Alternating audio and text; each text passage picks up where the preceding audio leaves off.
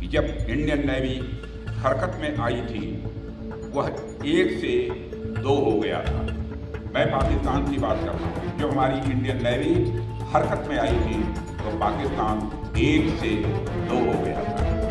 अगर ऑपरेशन सिंदूर में भारतीय नौसेना अपने फॉर्म में आई होती तो पाकिस्तान के 2 टुकड़े ही न होते, बल्कि मैं समझता हूँ शायद 4 टुकड़े हो गए।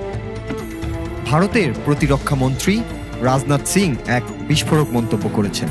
তিনি বলেছেন, চাইলে পাকিস্তানকে 4 টুকরো করে দেওয়া যেত। শুক্রবার গোয়ায় ভারতীয় নৌবাহিনীর একটি নতুন রণতরী পরিদর্শনে গিয়ে এ কথা বলেন তিনি।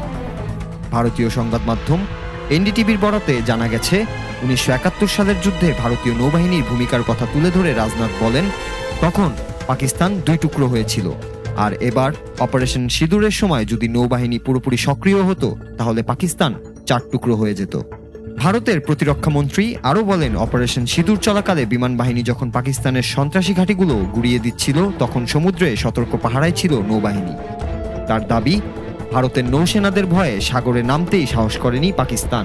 পাকিস্তানকে সরাসরি হুঁশিয়ার করে রাজনাথ সিং বলেন, ওই সময় আমাদের নৌসেনারা বীরত্ব দেখালে পরিস্থিতি ভয়াবহ রূপ নিতে পারত। প্রসঙ্গত, গত মাসে কাশ্মীরের পেহেলগামে পর্যটকদের উপর সন্ত্রাসী হামলায় 26 জন নিহত হয়।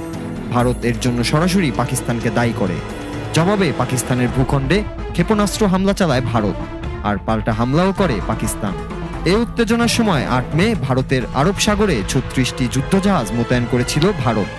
এমনকি পাকিস্তান হামলা করলে সরাসরি করাচি বন্দর আক্রমণের প্রস্তুতিও ছিল ভারতের। শুধু অপেক্ষা ছিল সরকারি নির্দেশনার।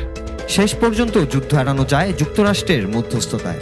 প্রায় 87 ঘন্টা উত্তেজনার পর 10 মে 2 দেশই স্থায়ী যুদ্ধবিরতিতে সম্মত হয়। সবশেষে রাজনাথ সিং নৌসেনাদের উদ্দেশ্যে বলেন, আগামী দিনের যে কোনো পরিস্থিতির জন্য প্রস্তুত থাকতে হবে। Noor Raju, Bangla TV news desk.